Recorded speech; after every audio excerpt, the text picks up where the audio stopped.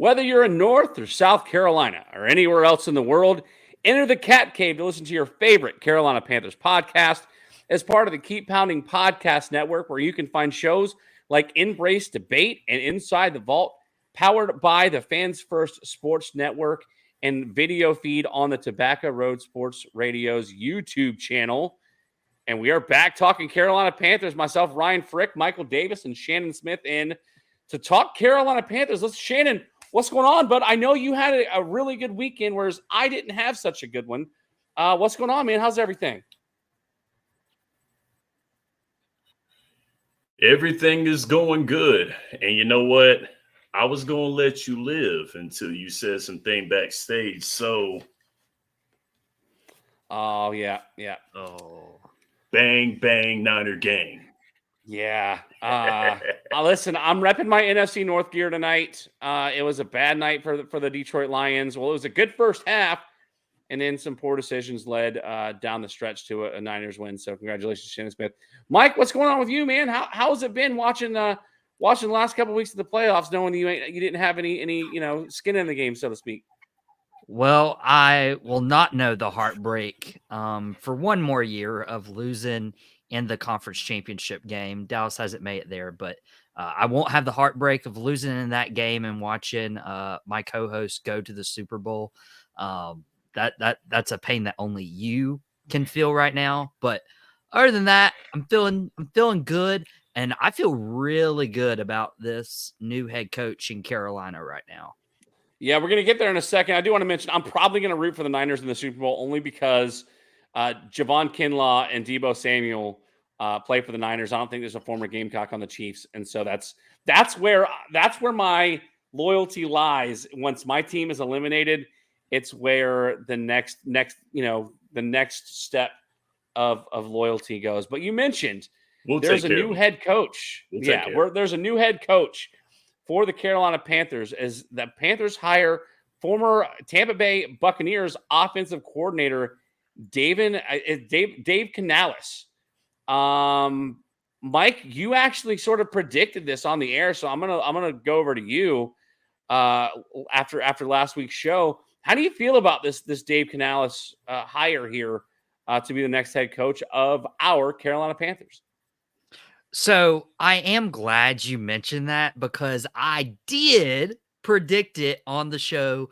If you follow our new social media channels, it's on my personal TikTok, but it's on the Cat Cave's Instagram. It's on the Cat Cave's Twitter. It's on the Cat Cave's Facebook, where I mentioned this guy a couple weeks ago. We were doing a, coaching episode. We were reevaluating, how Frank Wright and Chris Tabor did as head coach and interim head coach, how the coordinators did as well. And we were looking at like who could be next. And I didn't enjoy the idea from the coach's standpoint of coming to the Carolina organization with an impatient owner who's going to expect winning right away. But if there is anyone who was on the market, I'm not even saying it was the Lions offensive coordinator, Ben Johnson. I'm saying it was Tampa Bay's offensive coordinator, Dave Canales, who was the right guy for the job. He's done an incredible job with Geno Smith a couple years ago. Geno won comeback player of the year, replacing Russell Wilson in Seattle. He goes to Tampa Bay, his offensive coordinator there, and gives Baker Mayfield probably the best year of his career. And so now you put him with Bryce Young. I think he's going to be able to get the absolute most out of Bryce Young, and you're going to be able to see if Bryce Young was actually worth it at number one. But it's all because Dave Canales has the opportunity to coach Bryce Young. So I like the hire. Shannon, if you look at his coaching experience, he started off as a high school offensive coordinator out in California. Worked his way up into the NFL. He actually was an assistant strength coach at Southern Cal before he entered the NFL. He was with the Seattle Seahawks up until last season, where he spent time as a wide receivers coach, quarterbacks coach, a passing game coordinator, and spent 1 year as the offensive coordinator in Tampa Bay. Shannon, do you think that that there was anybody else that might have been a better fit here in Carolina? And then perhaps what do you think expectations are in his first year at the helm of the Carolina Panthers. I mean, he's only 42 years old. If you go back and remember what David Tepper had to say, he wanted a guy that would be here for the long haul and would be able to be at David Tepper's funeral, which may come sooner rather than later if he continues making these horrible decisions. But what are your thoughts on if there's anybody else that may have been a better fit here, and what do you think expectations should be in his first year with the Carolina Panthers? When we left the show last week, I didn't think of who I wanted like as a realistic. I was wanting Raheem Morris at first. I thought it'd be really, really good to have Raheem Morris, but the more I read about Dave Canales, I think that it is a better move to have him than Raheem Morris. One thing about Carolina is that their defense has been what held them up this year. They've been the backbone of the team. The running game has been the offense, but you drafted a quarterback first pick, first round, and you got to have somebody that is going to work with this guy extensively after the year that he had leading this team. It's going to be very, very hard to get him out of some of the bad habits that he's had with the coaching staff at first. So I understand the hire. I want to see results because that's what you want to see in your coach, in players, in anything in football. But I understand the hire. So you know what? I like the hire. I like the pick, but still I'm on the side of I believe it when I see it. So let's find out what Dave Canales has for the 2024 season. So we're going to get to news broke earlier today before we recorded this episode about a new offensive coordinator, and news actually broke just as we were coming to record this episode that I'm going to get us prepared for. But before we do that, we already mentioned Dave Canales as the head coach. He's bringing one of his former assistants in to join him in Carolina from Tampa Bay, and that's Brad Idzik. Brad, I'm assuming that's how you pronounce his name. Brad Idzik started coaching with Dave Canales back in Seattle in 2019, and was an assistant wide receivers coach in Tampa Bay last season. He is reportedly being brought on as the new offensive coordinator here in Carolina. Not a lot of coaching experience to talk about. Mike, I'm gonna throw it over to you as I try to get ready for this other breaking news that just broke. What are your initial thoughts on Brad Idzik being named new offensive coordinator, considering his lack of coaching experience in the NFL? Well, you always need to get a break. You know, like if I'm trying to look for a job, you know who I'm going to first? I'm going to all my connections. I'm going to Dez. I'm going to Ryan. I'm going to Shannon, being like, hey, I'm needing a job. Do you know of anywhere hiring? Is your place hiring? And so Brad Idzik had an in when Dave Canales took this head coaching gig. And Dave Canales, as a first-year head coach, is not going to put his reputation on the line, especially with the Panthers organization, to where he's going to rely on somebody just because they do have experience, but he might not gel as well with them. Being able to work with Brad Idzik for 5 years, I'm sure Canales has imagined, hey, if I ever built my staff, if I ever had the opportunity to coach one of the 32 NFL teams, who would I want? Who would I want on my team? Who would I want to be going to war with? And Brad Idzik is apparently that guy for Dave. Now, I do find it interesting that Canales is kind of, being I don't want to say a control freak, but he's wanting to have some control over the offense and the play calling, which I'm totally okay with. The Cowboys did it with Mike McCarthy being the head coach instead of, Brian Schottenheimer, the offensive coordinator, calling the plays, and it worked out really well. Dak Prescott had a career year. So if Canales really believes that he can be the one to help fix Bryce, him and Brad can, game plan and coexist together on that offense to make sure that, Dave focuses on Bryce and the play calling and the situational stuff, while Brad, helps develop the rest of this team, especially the wide receivers. We have Jonathan Mingo, who's going to enter his second year, and he needs to be doing something. He needs to be progressing. And who knows? Maybe this hire, brings one of the Tampa Bay wide receivers to the Carolina Panthers locker room. That's a good thought, and we're going to get to free agency expectations. Shannon, I hate to throw it over to you with unless you want to rebut or build off of what Mike was saying about Idzik. I personally think it's one of those. Well, who's going to take the job? I mean, who wants the job to take? So we're going to bring them over.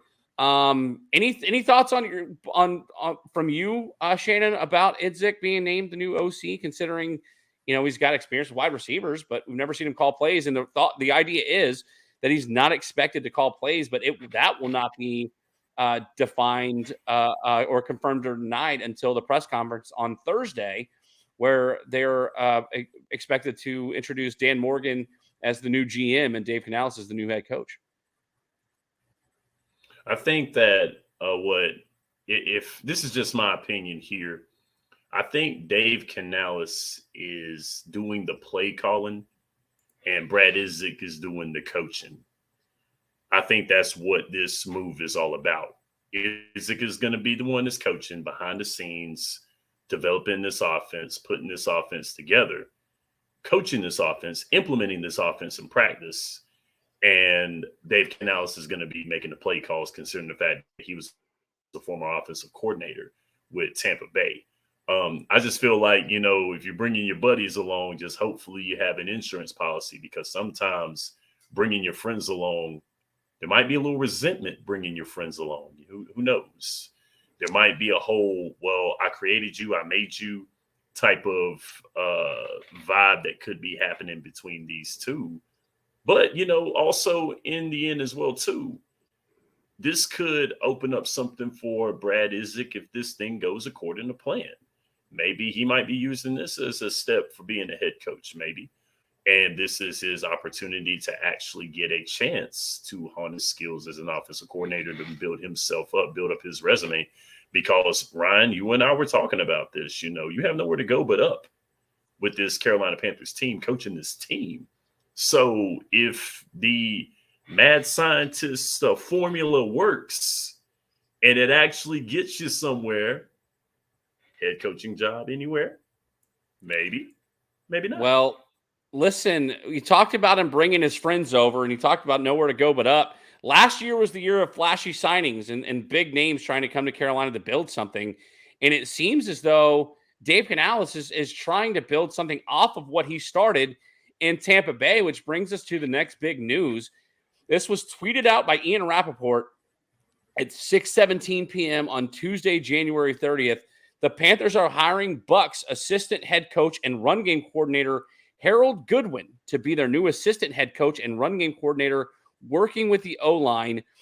This is a direct quote per me and at Mike Garofalo, a key addition to Carolina's coach Dave Canales' staff. I'm not familiar with Harold Goodwin, so while we were all talking about this, I decided to look up his coaching. His career. He started as a player at the University of Michigan from 92 to 95. He started his coaching career at Eastern Michigan as an offensive line coach from 98 to 99. Central Michigan with the same position from 2000 to 2003. He went into the NFL as an assistant offensive line coach with the Bears from 04 to 06, offensive line coach and quality control coordinator for the Steelers from 2007 to 2011. He was the O-line coach for the Colts back in 2012, and he has time as an offensive coordinator for the Arizona Cardinals from 2013 to 2017 before he took over as the 2019 assistant head coach and run game coordinator. And that being said, the run game is what has been the strength of the Carolina Panthers. So, Mike, I'm going to send it back over to you with this breaking news for us. I'm sure anybody listening to the show on Wednesday will know that it's not quite as breaking. What are your thoughts about bringing in this is the third former coaching partner and teammate in Tampa Bay with Dave Canales that is now being brought to this staff.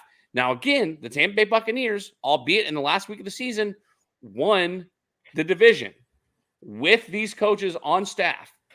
Do you, to Shannon's point, do you think that bringing your buddies over to this Carolina Panthers franchise that is essentially in shambles is a good idea, considering that, especially somebody that's going to be the run game coordinator for a team whose strength on offense was their run game. Yeah, and we're just now hearing this news as we're recording. So shout out to Ryan on being on top of it and, hosting this week and being like, oh, there's breaking news while we record. Boom. Let's get this before we go off the air. With that said, I'll hype up Ryan, and I've been a little mean to him this last couple of weeks. So I'll turn on Shannon. I think Shannon's wrong here. Okay. And I'll tell you why. Okay. You do not trust your first head coaching gig with people you're unfamiliar with. I would rather have my buddies on my team. I'd rather have an already established working relationship with whoever I bring onto my staff, because if you hire somebody just because of their experience and you're not getting along and you're 6 weeks in the season, something's not working, there's an issue. These guys, Goodwin, Idzik, Canales, they were all instrumental in helping Baker Mayfield do something that he couldn't do in Carolina a couple years ago, that he couldn't do in Cleveland. And they won the NFC South, and nobody predicted Tampa Bay to win the NFC South. And it was because of Canales, it was because of Idzik, and it was because of Goodwin. And so you also mentioned like Goodwin's history and track record. Kudos on those stats, Ryan. I'm just buttering you up today. I know it was a little earlier on, but you mentioned the Bears. That was the year they went to the Super Bowl and played Peyton Manning and the Colts. Yeah, it was the Rex Grossman year for the Bears. That's right. And then he went to, by the way, got Rex Grossman to a Super Bowl. Hey, thanks. And then he got there with the Steelers during that stint. So you have somebody who's been to the Super Bowl, who has worked with not only Canales, but worked with offenses that have made it work.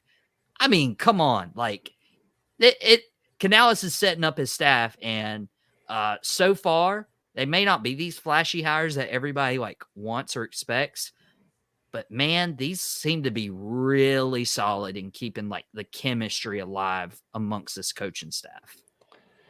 Shannon, I'm gonna try to keep us on track here with time, which is something that we haven't done all that well the last couple of weeks. Before you do, I hate to break up this made-for-TV movie moment and introduce you to a book called The 48 Laws of Power. In The 48 Laws of Power, if you're trying to establish wins, if you're trying to establish gains, if you're trying to establish something, it might be not a wise move to bring your buddies along, because that resentment may come if things start going well. You want to put the right people in the right spots to do the right things. Now, I will say this, you're not entirely wrong on this one, MD, because he's bringing a guy along to fix this offensive line. He's specializing in helping quarterback play, and he's going to be making the play calls. Now, that part I do understand, and I get that. Maybe these guys weren't the best of friends. Who knows? Maybe he just knows, hey, look, he might have come to these guys and say, hey, look, we're on the same coaching staff. We might not be drinking beers every night, being friends, goofing around, and all that stuff in between. But I need the right people in the right places. So hopefully this is what he's doing, is he's bringing these guys together and saying, I need the right people in the right places, because we do know, because we've been dragging along about how bad this offensive line play has been, the fact you have an inexperienced quarterback with not many weapons on this offense. So I can say, I get what you're saying. I understand it. I'm just hoping that these guys aren't going to be ringing around the rosy, being friends the whole time, and coach a football team and put some grit in this locker room. That's what I want out of this. If Canales and the boys can do this, if they can put some grit in that locker room and have these guys getting ready to go out there and play every Sunday, then cool beans.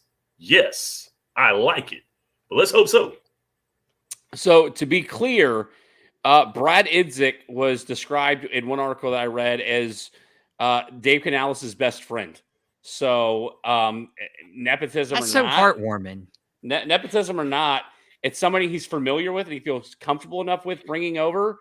But I guess it goes on to discuss what kind of free agency expectations we're going to get. Because you remember, David Tepper didn't want to go out and get wide receivers in the offseason because they thought, we've talked about it on the show, that Bryce Young was going to be that point guard to spread the ball around.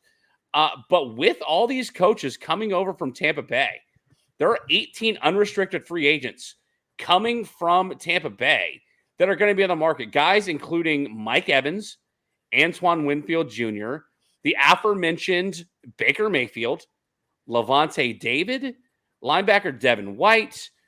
You've got an offensive lineman. I was looking to see if Rashad White, but I don't think Rashad White is going to be available. Chase Edmonds is going to be on the market. We talked about on this show that we didn't think that Miles Sanders was a fit here.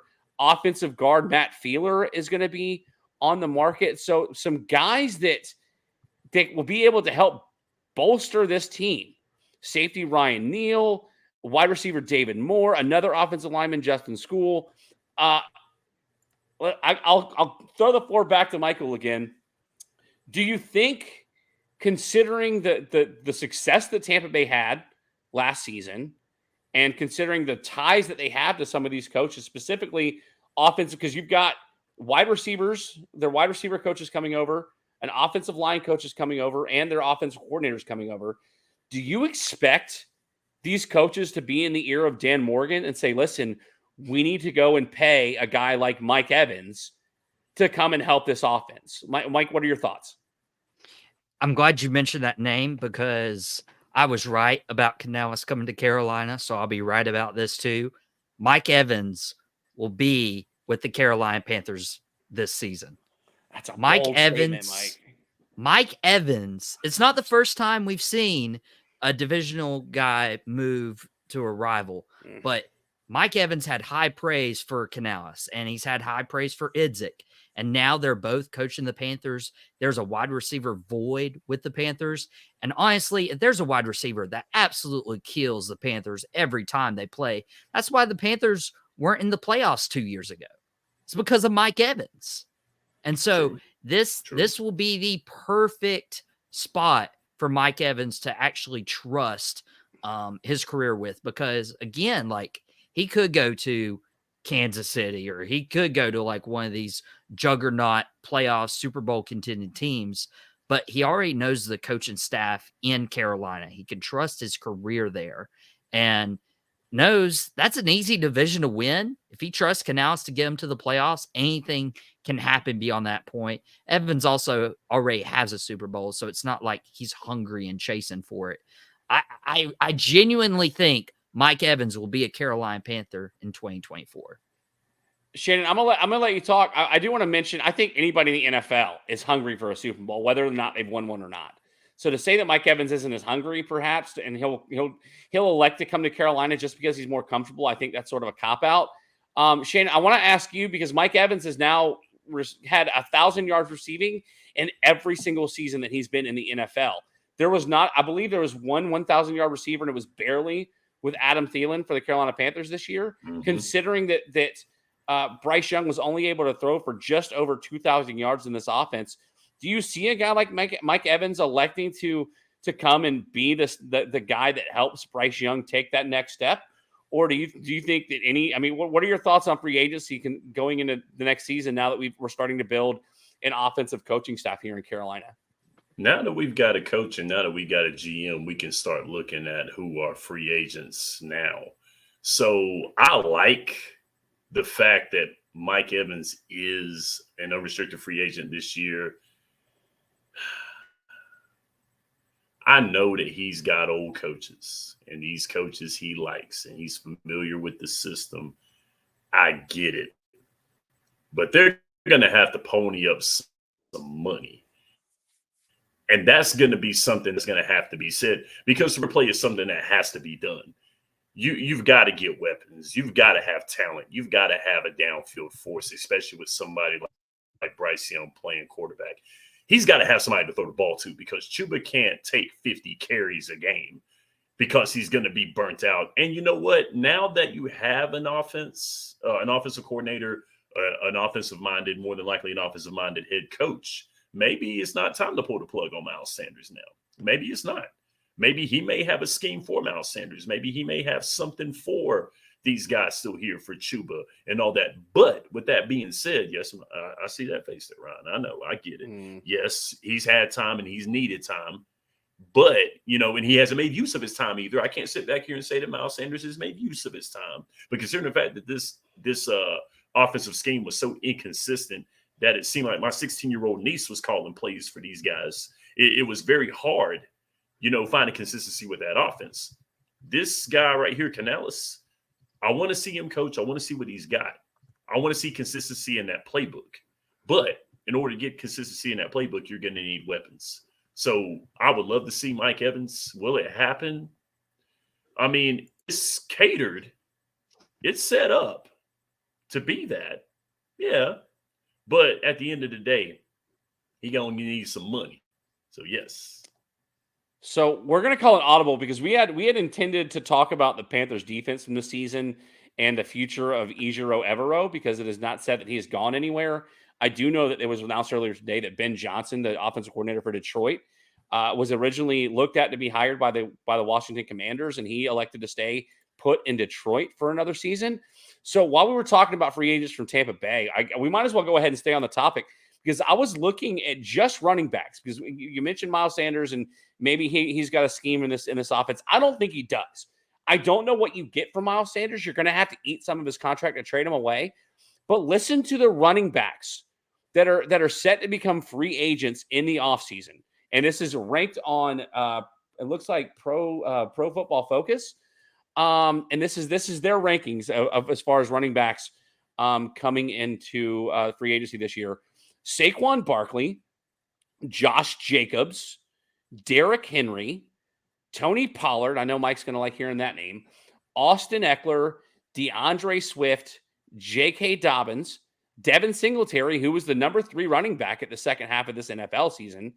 Backup running back for the Packers, A.J. Dillon, and Zach Moss, who when thrust into action for the Colts with the injury, early season injury to, I can't say his name, Jonathan Taylor. Zach Moss looked to have a resurgence in Indianapolis heading into free agency. So I'm not sure who I want to open the floor to, but this is just running backs. I mean, we talked about the fact that Hubbard outperformed Miles Sanders on a weekly basis. I've been on record. Ate his lunch. Yep. I've been on record multiple times on the show to say that I think it's time to let go of Miles Sanders and go get another running back. And I'm not even talking about running backs that are going to be available in the draft. But now with the new running game coordinator and I said his name a second ago, in Harold Goodwin, maybe it's time to let him get his hands on a fresh new running back. Rachaad White benefited greatly from the offense that he was thrust into last year in Tampa Bay. Mike, any thoughts on some of these running backs, and you think any of them should be able to get a contract here in Carolina and overtake both Miles Sanders and Chuba Hubbard in this new look offense come next season? Well, the running back free agent class this year is a lot more stacked than last year, but the Panthers put themselves in a hole by giving Miles Sanders that contract, because if they gave Sanders that contract, a guy like Derrick Henry or a guy like Saquon Barkley or a guy like Josh Jacobs is going to want more than you paid Miles Sanders. And can you unload that contract onto somebody else? The Panthers have, as of this recording, about $28 million in cap space. Okay. You need to rebuild the offensive line. You don't need to put a contract on a running back who's like going into a second or third deal in the NFL. You need to go find a hidden gem in day 3 of the NFL draft because you don't have a first round pick.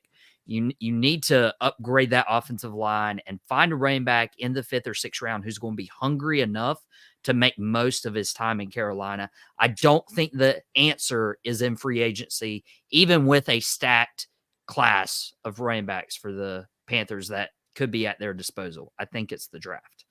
We're up against it, but I want Shannon to talk about wide receivers because I looked at the top 10 receivers that are available in this draft. along with Mike Evans, you've got guys like T. Higgins, Michael Pittman Jr., who had a phenomenal year in Indianapolis this season. Calvin Ridley, Marquise Brown, Hollywood Brown, if you will, Darnell Mooney, Gabe Davis, Tyler Boyd, KJ Osborne, and Odell Beckham Jr. So not really great names once you get past, in my opinion, Calvin Ridley. Do you think that the Panthers need to go out and make a big splash at all beyond maybe signing another wide receiver in this free agent class coming into 2024? I think that's what you do in this free agency. I really think you do, because they don't have a first-round pick. We all know who's going to be the first receiver taken off the board, and that's going to be Marvin Harrison Jr. He's not going to be around for a second half. I have to look at all the receivers that are coming out for the draft, but Marvin Harrison is going to be the very first one. Mm-hmm. I expect him to be going in the first 3. He'll be a top 10 pick. He'll be a top 10 pick easily. Yeah, I mean, he'll have to be. Because, I mean, I don't really – yeah, I would probably say I don't see him going I see him in the first 3 picks.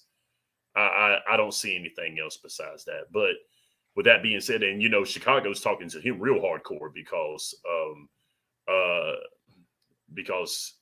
Lord have mercy. They're not going to go after Caleb Williams, and DJ Moore needs a number 2 out there. And DJ Moore knows. They should go after Caleb. They should go after Caleb. But DJ Moore knows Marvin Harrison Jr. He knows his people and all that other stuff. He wants him as a little bro. That's what he calls him. He calls him little bro. And so they're going to probably try to get him in Chicago more than anything.